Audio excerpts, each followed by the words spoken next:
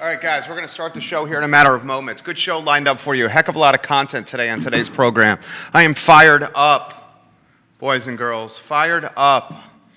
Lot of content. You know I love connecting with you guys through the I Love CVille network and passing along information to you that you may not know. There is a lot of information in today's show that I think you may not know, including a business for sale for $55,000, a new business opening on the downtown mall, the dichotomy of to mask or not to mask in schools.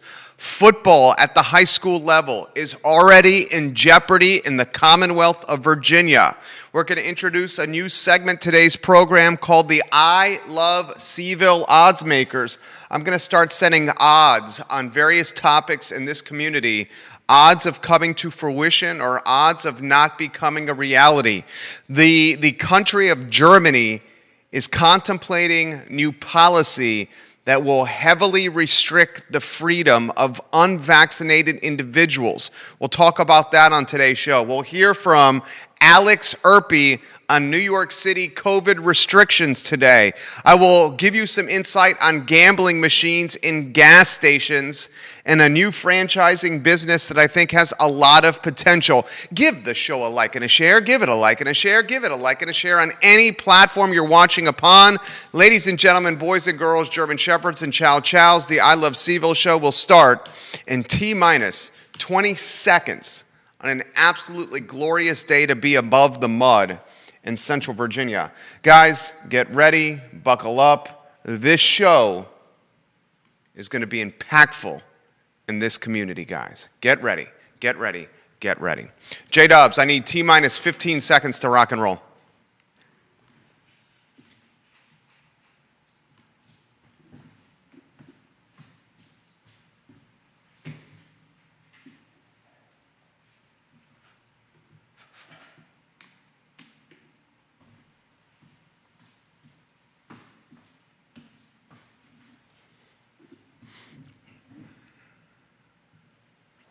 Let's do it, homie.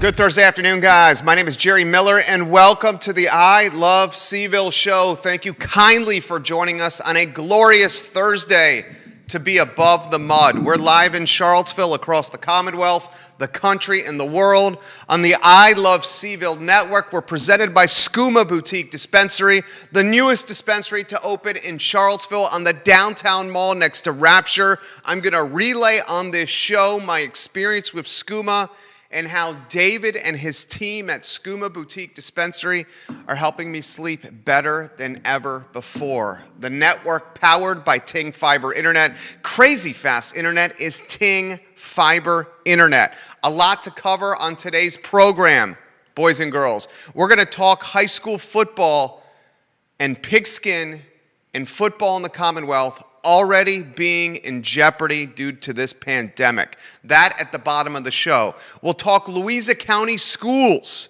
Doug Straley, the superintendent of Louisa County Schools, a personal friend of mine. I love you, Doug Straley. Louisa County Schools are not requiring masks inside the buildings of schools in Louisa. That will be the lead, which we will get to in a matter of moments. Lynchburg is requiring masks inside their schools, Lynchburg, Virginia. Richmond, the mayor of Richmond, Mayor Stoney, on the front page of the Richmond Times-Dispatch, insisting that every Richmond, Virginia city employee will be vaccinated if they want to keep their job by October 1. Every employee of the city of Richmond mandated to get vaccinated if they want to keep their jobs by October 1. Germany, the country, Germany, thinking about a mandate for folks who are unvaccinated, a mandate that would severely severely stripped the unvaccinated in Germany of freedoms and liberties that we take for granted. That story coming up for you on the I Love CVille show. We'll introduce you to the newest business to open on the Charlottesville Downtown Mall, Crush Pad Wines, the team behind Bizou, the team behind Luce Pasta, the team behind The Space on the Downtown Mall, behind Bang Tapas, now introducing a new brand to their business portfolio. That story in a matter of minutes. On the show, we'll talk gambling machines and gas stations, a franchise business that was birthed in Richmond tied to dumpsters that I think has tremendous potential, a business that's for sale, and this is a different topic and storyline that I'll pass along to you, a business that's for sale for $55,000 that makes quite a bit of revenue around Halloween time. That story coming up. And Mike Tobey, former UVA basketball center, making some big-time headlines in the Olympics for the Luka Doncic-led Slovenia basketball team. Welcome to the program. The lead of the show undoubtedly has got to be schools, children, and Central Virginia. We told you earlier in the week that Albemarle County schools will require masks inside the buildings. If you're a student, a teacher, an administrator, and you're in Albemarle County schools or Charlottesville City schools, you will be wearing a mask inside the building while you are learning. Interestingly, Louisa County schools, about 45 minutes away from our studio here on Market Street, our building, the Macklin building on Market Street, Louisa County schools are not requiring masks indoors for fully vaccinated students and staff. A very different approach for Louisa County schools, Superintendent Doug Straley, when compared to Albemarle, when compared to Charlottesville, and when compared to Lynchburg. Lynchburg City schools are requiring masks indoors as the school year begins very shortly. Folks, Louisa, less than half of the Louisa County community is fully vaccinated. School starts in Louisa on August 11th, which is in 6 days. In 6 days, students in Louisa go to school. So you got a community where less than half of it is fully vaccinated. You got school ready to begin in 6 days in Louisa County, and students and staff that are fully vaccinated do not have to wear a mask while inside the buildings of Louisa. Very interesting dichotomy how various school systems approach the management of COVID and vaccinations. Now, I'm not jumping to conclusions. I don't want to speculate.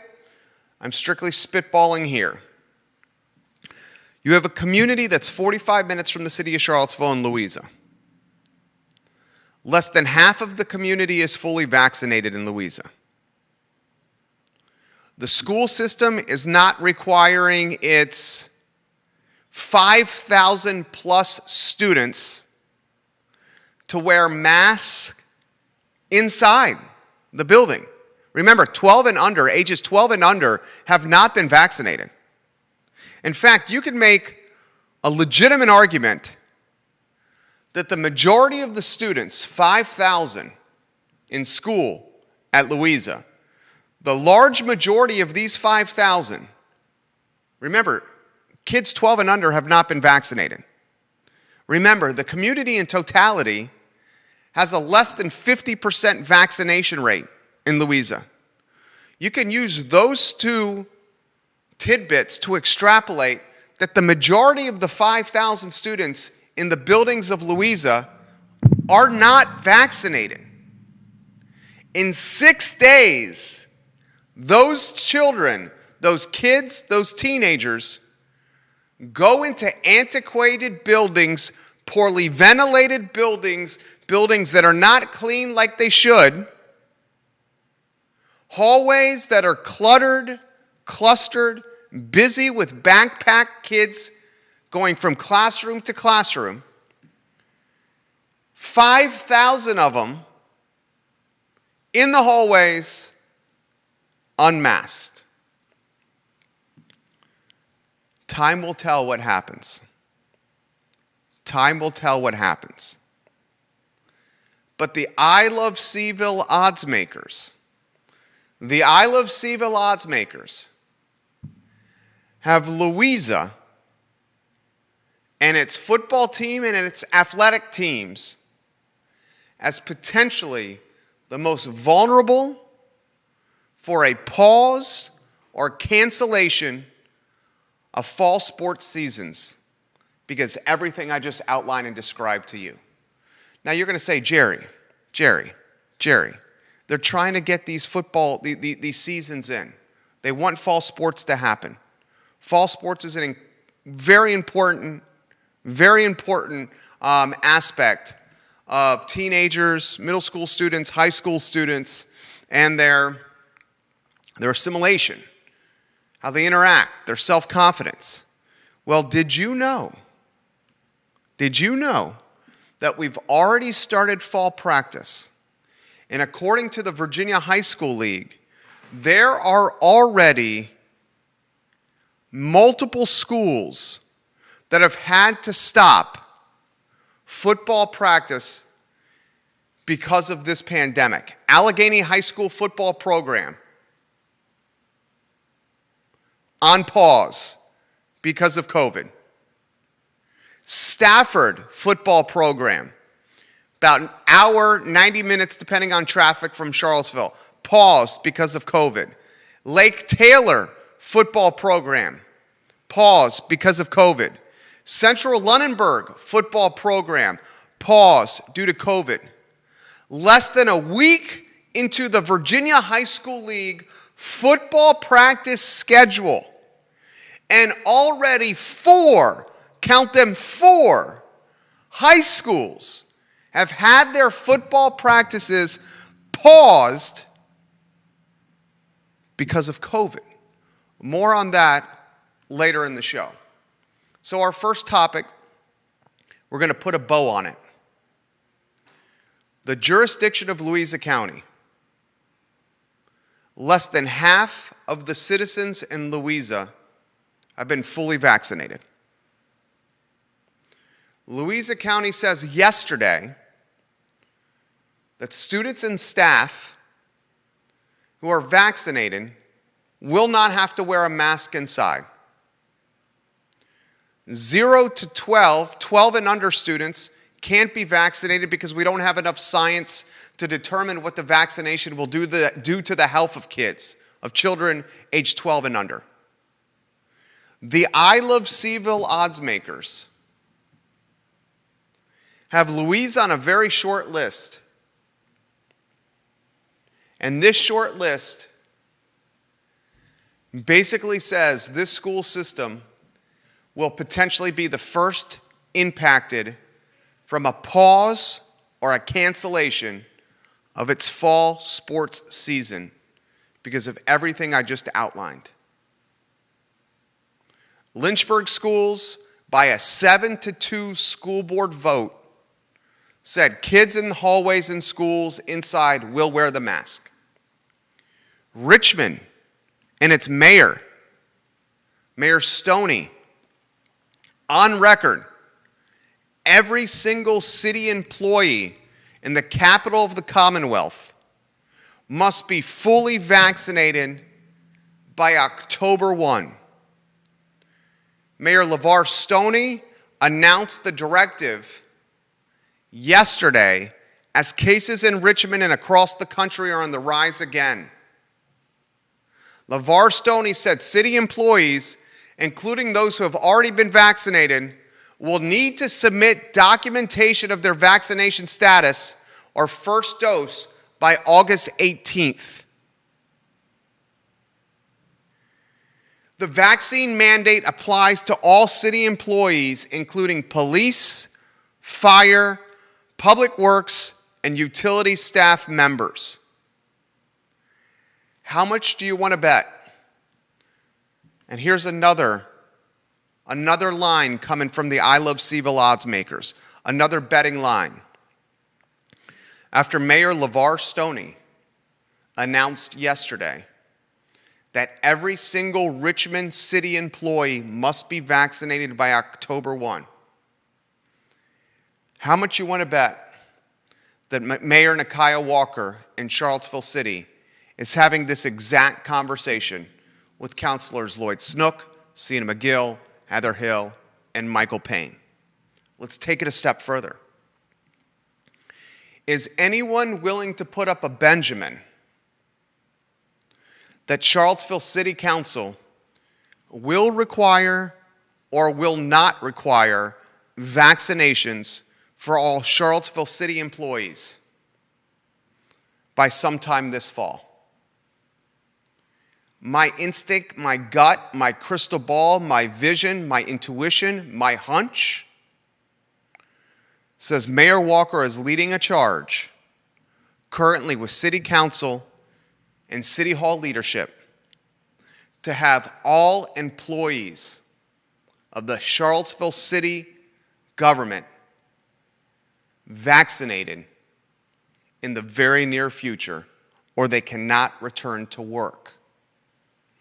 Remember, yesterday we learned that city council meetings in the city of Charlottesville will remain virtual instead of going back to in-person because of the rise and spread of the Delta variant. There is often a trickle-over, trickle-down effect, a keeping up with the Joneses effect. And when a municipality like Richmond and its mayor LeVar Stoney says all employees of Richmond must be vaccinated by October 1, I can assure you that will influence other progressive jurisdictions like Charlottesville City. Time will tell. But the I Love CVille odds makers predict a mandate coming from council and city hall no later than September 15th. That's the over-under of an all-vaccination mandate for city employees in Charlottesville, Virginia by September 15th. Time will tell. You got 25,000 students set to return to Charlottesville at the University of Virginia in T-minus 13 days. You got schools, public and private, about to start with moms and dads and little Johnnies and little Susies set to return from summer vacation in less than 3 weeks. You have a collision of a lot of things, including cooler months ahead. And when winter is on the horizon, we know we spend more time indoors than outside. Let's watch closely what transpires in our fair city. The next topic comes from Wall Street. Wells Fargo is delaying the return of in-office work by at least a month. Wells Fargo initially had a target date of September 7th for all in-person work at this banking behemoth. That September 7th date has been pushed back to October 4th because of the Delta variant. Wells Fargo, a banking behemoth, undoubtedly will influence other banking institutions. Boys and girls, let's get to some global news and get ready for this. Germany, its health minister and its government are pursuing a winter COVID strategy that could see unvaccinated people face extremely tough restrictions, some would argue that undoubtedly challenge their liberties and their freedoms. The health minister of Germany has outlined a proposal to Parliament and representatives of Germany's 16 states detailing how the country plans to manage COVID in the coming months, in particular the colder winter months when the virus spreads more rapidly. This outline includes a proposal that would limit unvaccinated individuals from being able to do a lot of things, including patronizing shops, restaurants, hairdressers, beauty salons, indoor sports, outdoor venues, indoor venues, and music venues. This rule or mandate is called the 3G rule, and it refers to the German terms for vaccinated, recovered, and tested. When translated, the words vaccinated, recovered, and tested into German language, each of these words, vaccinated, recovered, and tested, starts with a G. That's the 3G rule. The health ministry proposing a policy and mandate to Germany's 16 federal states that says in a nutshell, if you live in Germany and you have not been vaccinated, you will not be allowed to go into shops, into restaurants, into any indoor venues, any outdoor venues. Basically, you will be required in a lot of ways to stay at your house or be somewhere outside, as long as that being outside does not include stepping foot in a business or a venue or a restaurant or a shop or an arena or a venue of any kind. There are roughly 44.5 million people in Germany, 44.5 million people. Of the 44.5 million people, roughly 53% of the population is fully vaccinated. That percentage is better than our country, the US. The health minister and leadership in this country is not messing around. Let's see the influence that has on other countries. Germany, one of the first to issue an edict potentially, to issue a mandate potentially that will strip the freedom and the rights of the unvaccinated in its country. Next headline on today's program comes from the Downtown Mall. Then we will hear from Alex Erpy. Then I'm going to relay a business that's for sale for $55,000. I'm going to give you an update on gambling machines and gas stations. I'm going to pass along a new franchising business out of Richmond that I think has a lot of potential here for Charlottesville and Central Virginia. We'll talk former UVA center Mike Tobey in the Olympics. And I will dot the I's and cross the T's on high school football this fall and whether football in the Commonwealth at the high school level is in jeopardy from actually being a reality. Time will tell. Crush Pad Wines, Judah Wickower, our fabulous director. Let's get the photos on screen. Crush Pad Wines is the newest brand in business from a restaurant group that is one of the best in this community.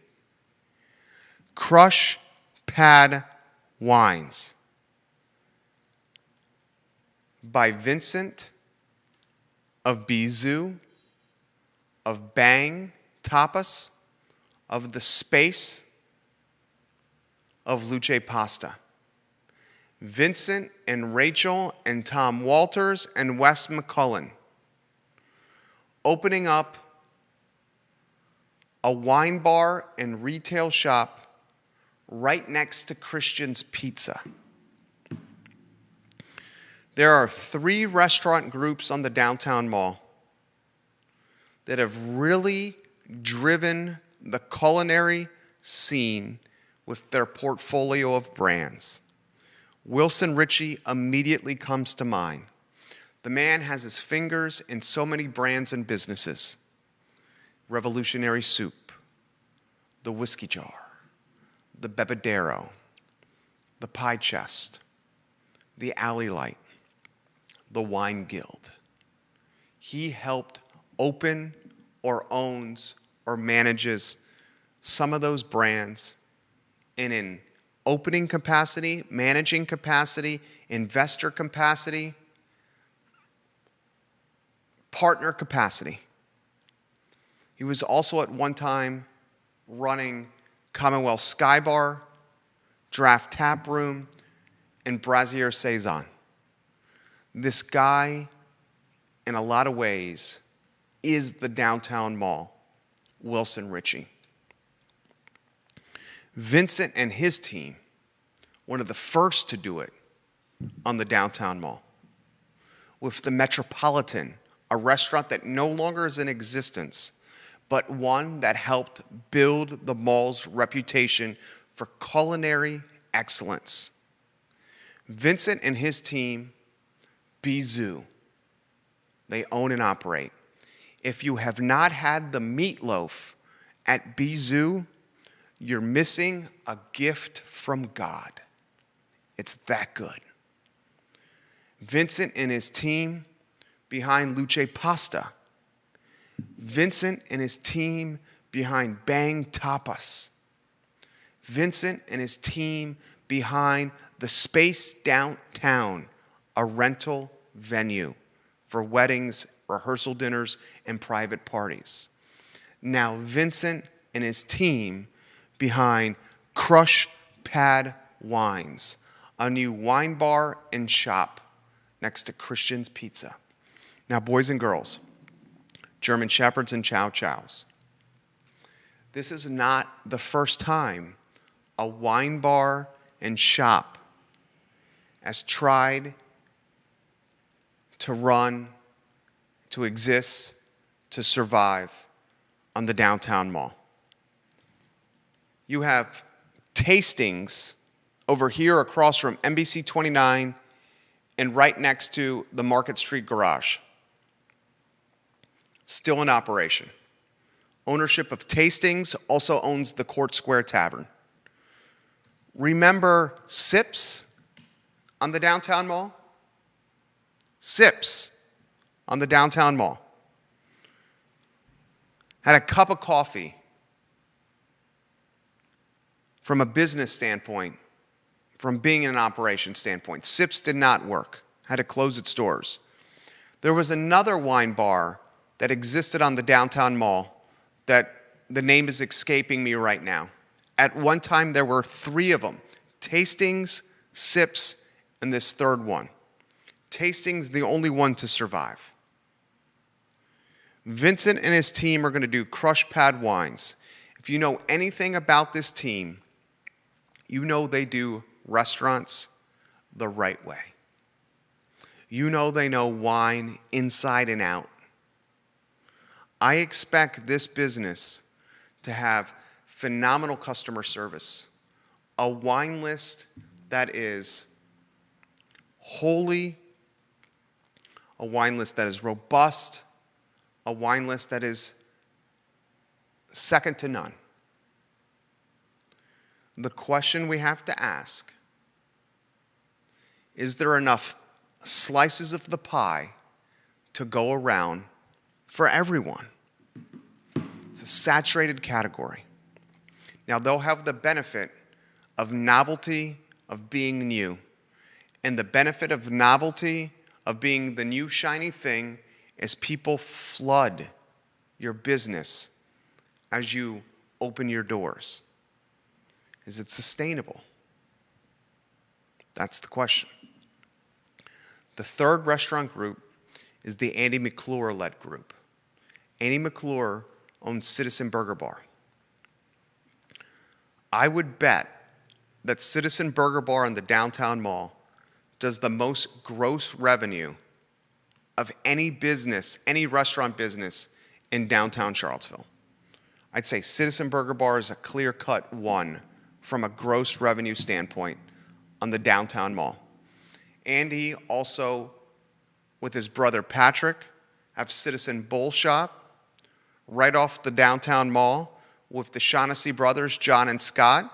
He's a part of Bell in Belmont. Andy, also the owner of the Biltmore and of the Virginian. He has a Citizen Burger Bar in Carytown, Richmond, where he recently purchased the building that Citizen Burger Bar Carytown is located in. You have three restaurant groups: Wilson Ritchie's, Vincent's, and Andy McClure's, that often, and heck, Corin Capshaw's got his hands in a number of restaurants as well. Those four guys, those four groups are really leading the charge in a lot of ways. That's not to say that they're the best. It's just to say they have the most brands in their portfolio. All right, Judah, let's get the sound from Alex Erpy ready. Recently, in fact, it was on Tuesday's show, we explained to you that de Blasio, the mayor of the Big Apple, is putting a mask mandate in place. And this mask mandate requires the wearing of masks at pretty much any inside business venue or operation. This mask mandate unintentionally has collateral damage and consequences. The mask mandate gives an undeniable edge to big business that has strong cash positions on its balance sheet. When you require masks and proof of vaccinations, which de Blasio is doing, to go into a business, masks and proof of vaccinations in the Big Apple, if you want to go inside, if you want to eat inside, listen to music inside, watch sports inside, drink beer or wine or cocktails inside, chill with your homies inside, you have to show proof of vaccination in the Big Apple and wear a mask. The businesses that have the large cash positions are the ones that can afford to basically have a vaccination bouncer at their door, pay personnel to check proof of vaccination, and demand masks that are worn. The collateral damage of this policy is it prioritizes big business, often chains with strong balance sheets, as opposed to the mom and pops that are scraping and surviving with just a couple of weeks of cash in the bank. Where are you going to find the personnel to put at your door if you're mom and pop when you can't even staff your restaurant accordingly? Where are you going to find the money if you're a mom and pop to do the vaccination bouncer at the door? Furthermore, collateral damage that potentially is not being considered by de Blasio. How does this impact businesses that are owned by folks of color? It's very clear cut, and the numbers prove what I'm about to say.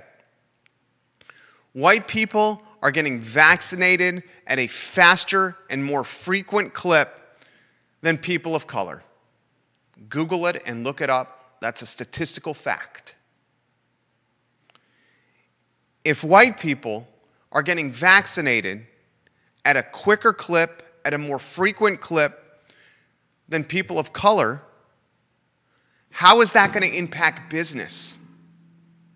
Does that give the edge to businesses that are owned by white people? Very well, perhaps.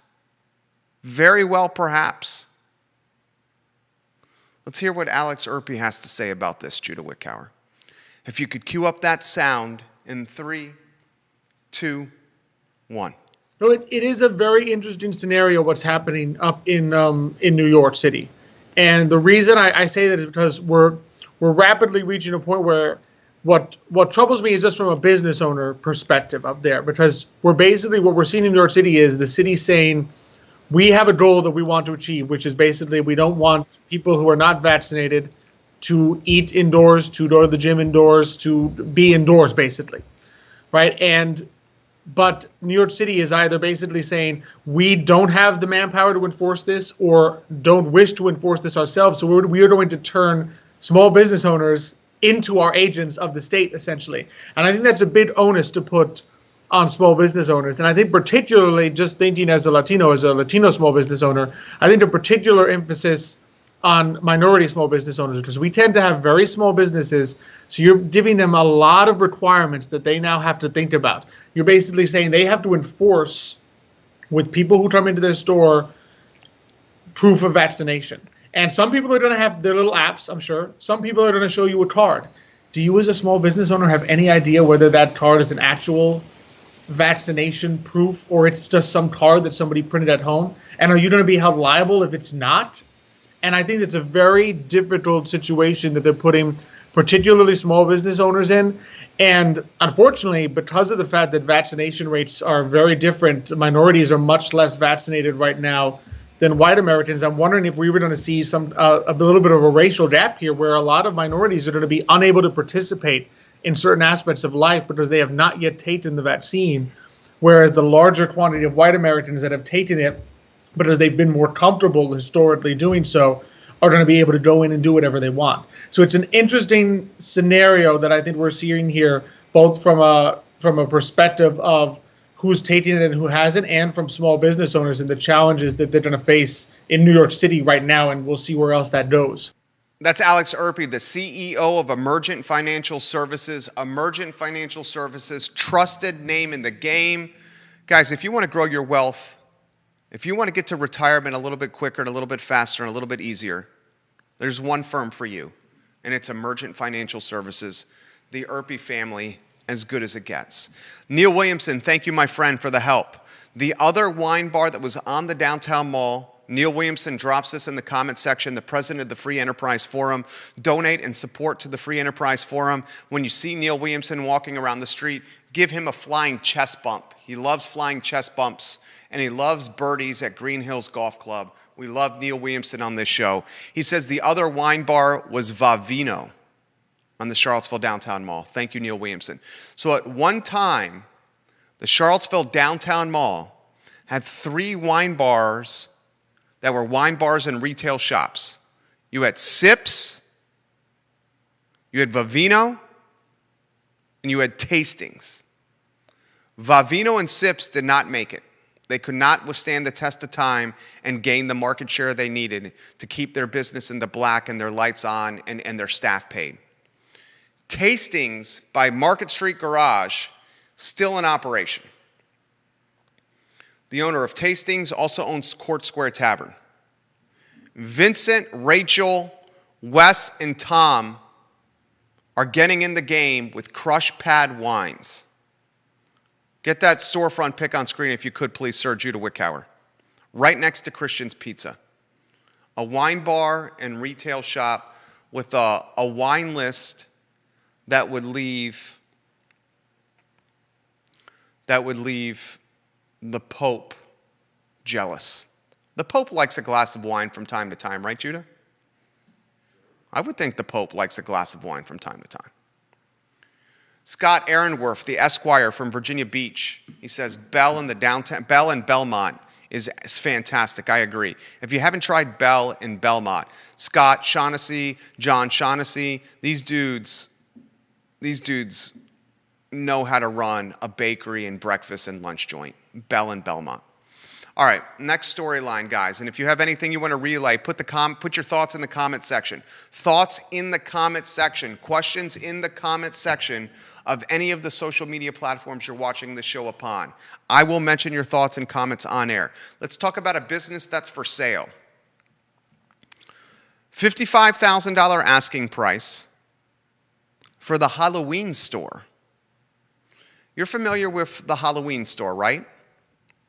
It pops up around September every year. The Halloween store often targets a forgotten shopping center, a dilapidated storefront, and you blink and you miss it, and next thing you know, the Halloween store is open somewhere, selling Superman costumes and Batman costumes and Hollywood and Halloween, festive swag and merch and stuff to enjoy the holiday. As soon as Halloween's over, within a couple days, the storefront is empty. This business is for sale. $55,000. $55K asking price gets you, according to their for sale listing, which was sent to me this morning by the owner.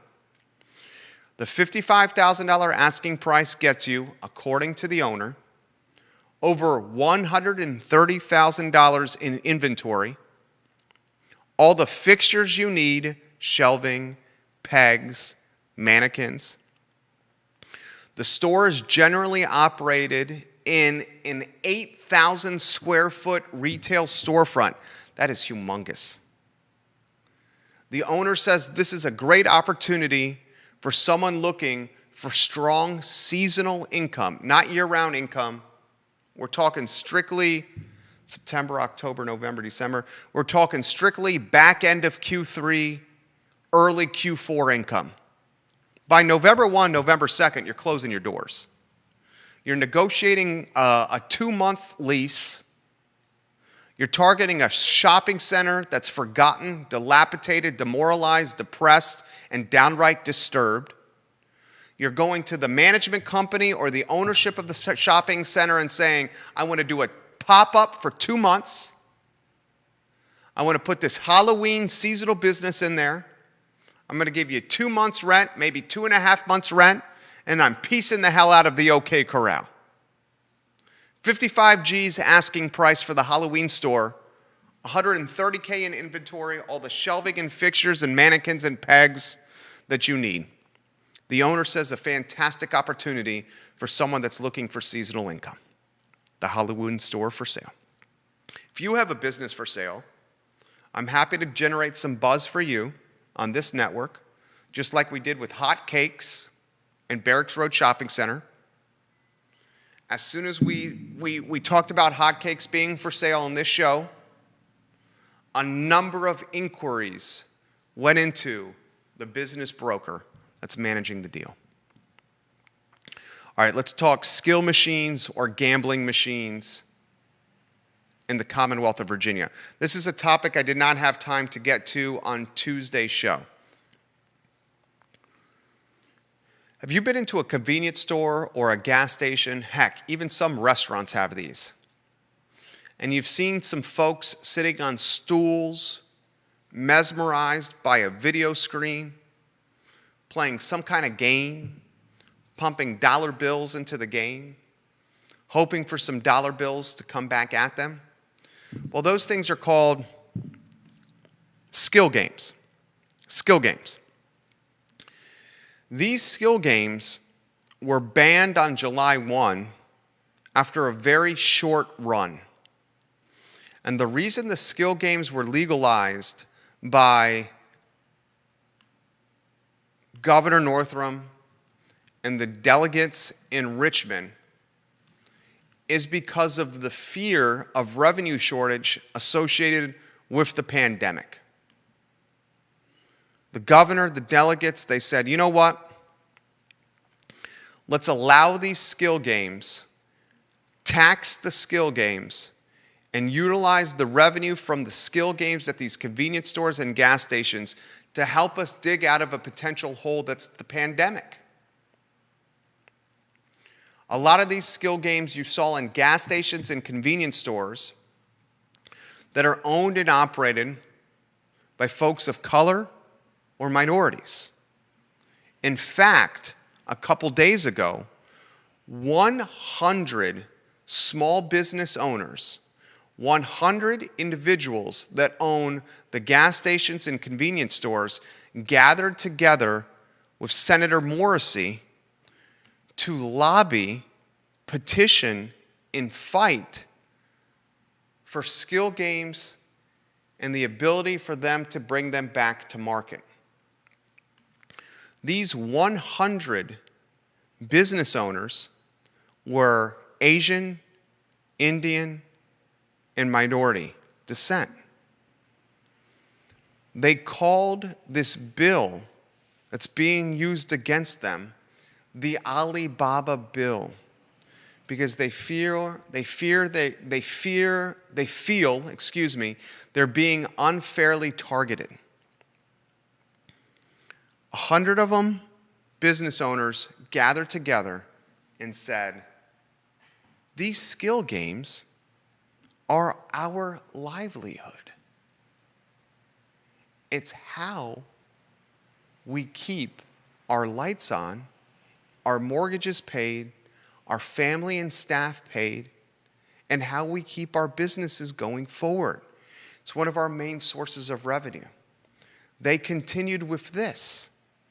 They said, Virginia is allowing casino gambling in the very near future. Virginia is allowing online gambling in the very near future. However, you're disallowing skill game gambling in our convenience stores, and they feel that's a catch-22 or a contradiction. Today, this group of business owners, backed by Senator Morrissey, are lobbying the governor in Richmond, asking, if not demanding, that these skill games be brought back online and become a reality in these convenience stores and gas stations. I'm torn on this. And why I'm torn on this is for a number of reasons.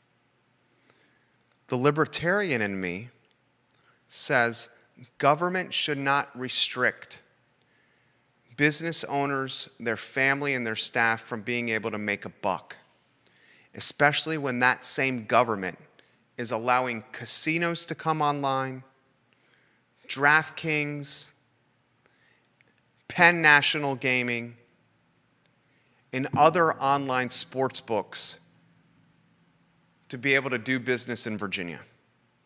You're allowing publicly traded big business, and you're prioritizing casino companies, some out of Las Vegas, some out of Canada, some backed by major Indian tribes, and you're allowing these big businesses to open brick and mortar casinos in the Commonwealth. You're allowing the DraftKings of the world, the Penn National Gamings of the world, to be able to do business online in the Commonwealth, the FanDuels of the world, from an online gambling standpoint. Yet that same government is saying to mom and pop convenience stores and gas stations, not so fast, my friends, in the words of Lee Corso. No, you can't have these skill games in your convenience stores. That seems to be a catch-22. It seems to be hypocrisy or a contradiction. However, the other side of my medulla oblongata thinks this. The individuals I see sitting on these stools in these convenience stores, often in the corner of these convenience stores, are gambling and pissing away their money in the middle of the workday, playing a game that is being branded as skilled, when in reality, it's gambling. The odds are stacked so against you that you don't even realize you're pissing away one of your most important commodities, your money. These skill games prey on customers and individuals that are often under-resourced. That's two words for poor. And undereducated. These skill games reinforce the class system. You don't see lawyers and doctors and bankers, business owners. You don't see professors. You don't see white-collared individuals sitting on four-legged stools tucked in the corner of gas stations, pumping cash money into machines with a glimmer and a hope of maybe getting a little more jack back that day. You just don't. You see under-resourced and undereducated folks on these stools, pumping cash money into these machines, but not getting the jack back that day. I'm torn on this. How does government in Virginia prioritize brick and mortar casinos? How does government in Virginia prioritize FanDuel, DraftKings, and Penn National online wagering? Yet government in Virginia kiboshes and squashes the skill games in the convenience stores. Does that not reek of some hypocrisy to you?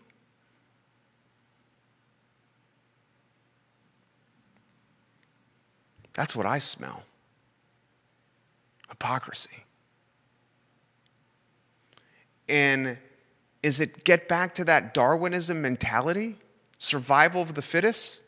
Allow anyone and everyone to do whatever they want, and the strong will survive, and the weak will die? The strong will prosper, and the weak will suffer? Is that the mentality we should have? Or do we bring EQ, emotional intelligence, and some empathy to governance, and we say the skill games are preying on the most vulnerable in the Commonwealth? That's a conversation for your cocktail party. It's certainly one at my cocktail parties. All right, the next topic on today's show, and thank you for joining us on the I Love CVille show, is an interesting franchising business that's coming out of Richmond. The company is called Mobile Dumps. You heard me correctly, Mobile Dumps. It's a Richmond-based dumpster rental company. Mobile Dumps rents 14 cubic yard dumpsters to residential and commercial users. These 14 cubic yard dumpsters that are rented to residential and commercial users come on wheels. It basically looks like a dumpster on a pickup truck. You rent the pickup truck that has the dumpster on it. You take it to wherever you need to go. You're moving out. You're closing a business. You're clearing out a rental property, whatever the hell you need. You can put all your junk, all your dumpster stuff in the bed of this dumpster on the pickup truck, and you drive it to the dump. The CEO and founder's name is Cam Morrison. He's now franchising his business. it's somewhat synonymous with the, what is it, the hunks who junk moving business. I'm getting that brand wrong, but you know what I'm talking about. But this is legitimately the rental of dumpsters on pickup trucks. And he's now looking to franchise the business and sell territory rights. This business does not exist in Central Virginia. Someone prove me wrong. Is there a mobile dumpster business that exists within 50 miles of the city of Charlottesville? I don't think there is. This franchise will have success in this region. You got 25,000 students that come in and out of this community every year. Their crap and their stuff is left behind. A mobile dumpster franchise in Central Virginia would stack paper. The business founded in Richmond, now looking to franchise. A couple more items out of the notebook. Is anyone following Mike Tobey, former UVA center, and what he's doing in the Olympics? He's playing on the Slovenia basketball team, a team led by Luka Doncic, one of the best basketball players in the world. Slovenia just lost to France. So now they're playing in the bronze medal match, bronze medal game. Mike Tobey got citizenship in Slovenia, originally from New York, Mike Tobey. Got his citizenship in Slovenia. Slovenia, because of that citizenship and passport, put him on the Olympic roster. This dude is averaging a double-double points and rebounds. A double-double in points and rebounds, Mike Tobey. Mike Tobey, a guy that had tremendous potential at UVA, I would say who likely never lived up to his greatest potential in Charlottesville, Mike Tobey, is now playing on the Olympic stage, and he's leading all Olympians in rebounding at 12.5 boards per game.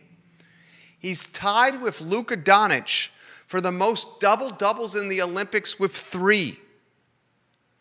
He plays professional basketball in Spain, and he's getting legitimate playing time against professional athletes throughout this Olympic experience.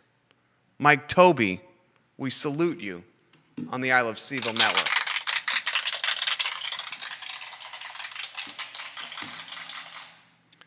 I want to talk high school football in the Commonwealth of Virginia and whether or not we will see football practice, football games, and football programs pause their season and or cancel their season.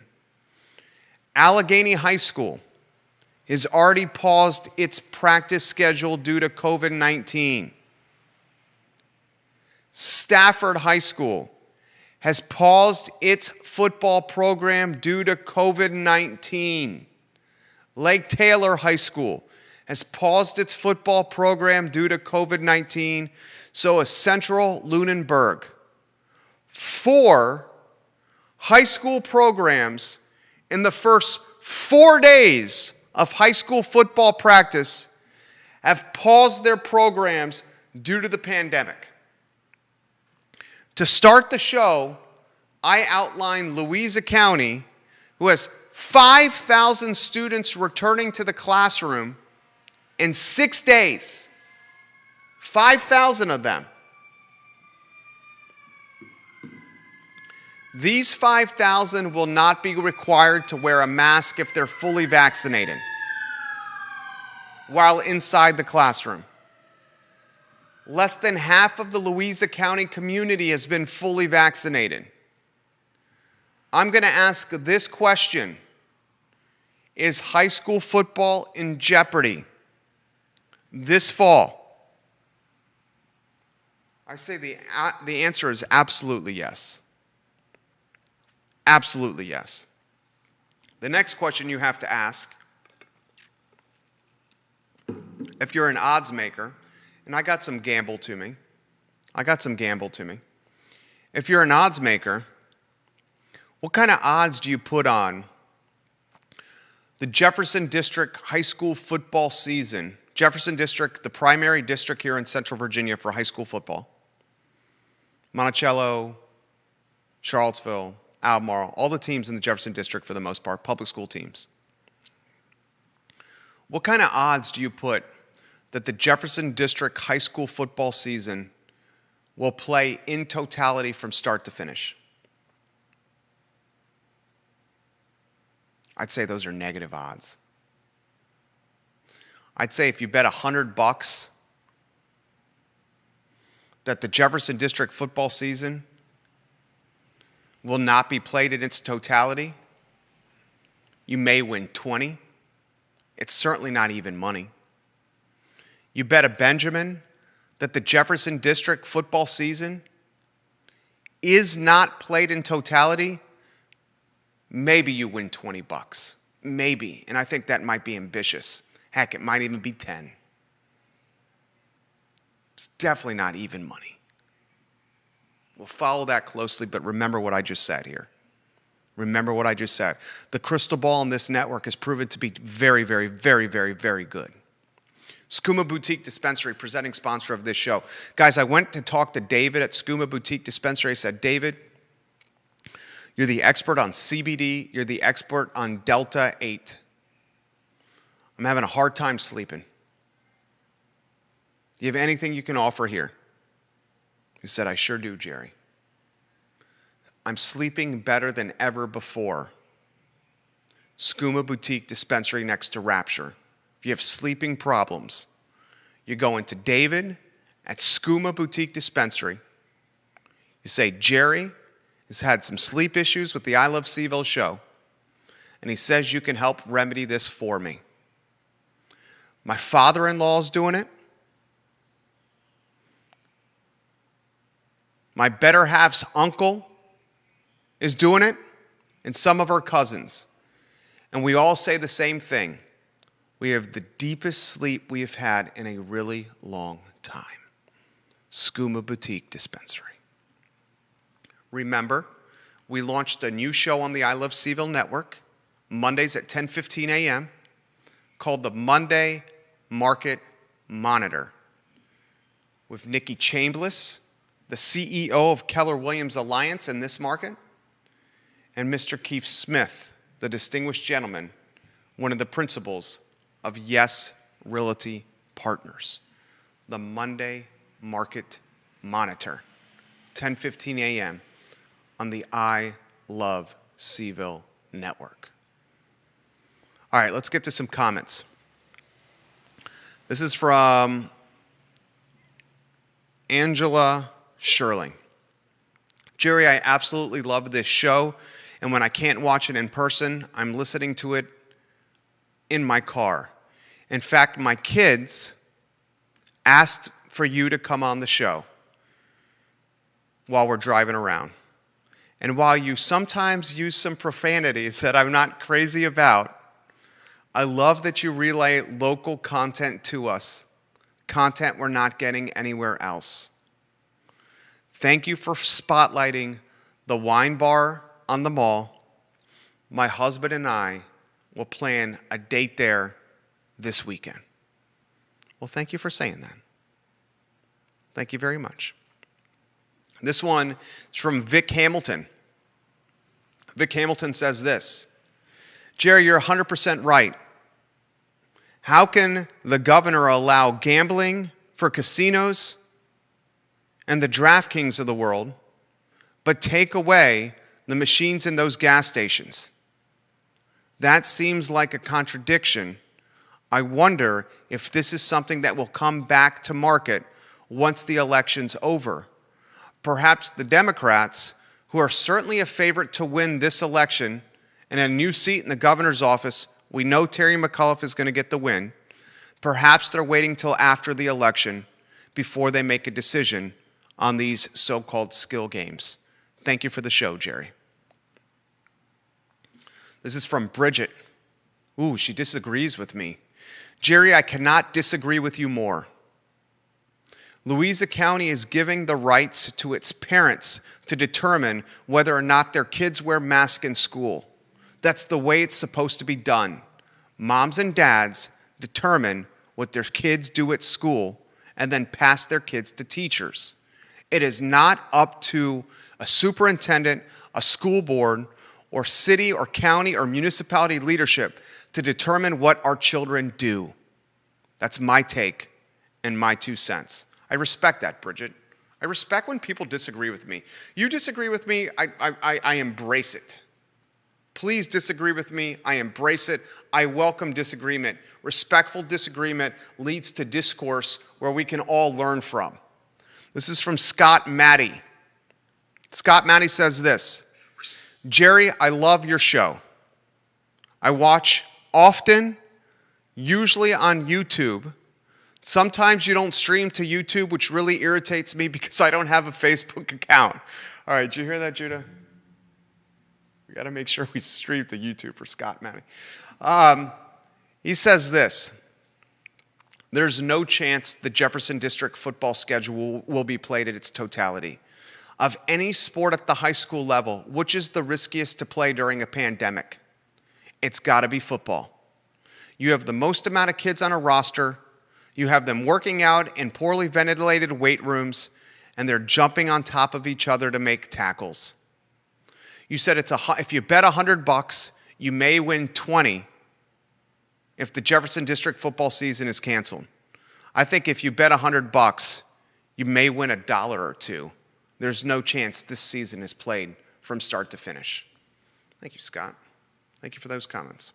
In fact, you know what? Why don't we send, we're going to send the I Love Seville sticker. We'll cover the cost to everyone whose name I just read off. I will send you a brand new I Love Seville sticker to you. I'll cover the postage. We will mail them to your houses as a thank you for contributing to today's program. Thank you. We love when we get comments from viewers and guests. Thank you. All right, that's the show, guys. I'm out tomorrow. I'm taking a long weekend in Brooklyn tomorrow.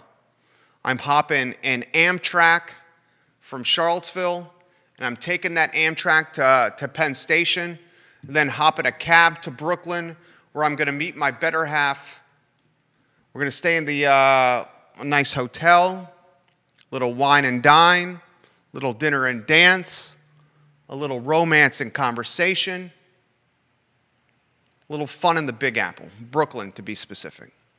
Long weekend, a well-deserved long weekend. Thank you for joining us on a glorious day here in Central Virginia. My name is Jerry Miller for Judah Wickhauer. This is the I Love Seville Show.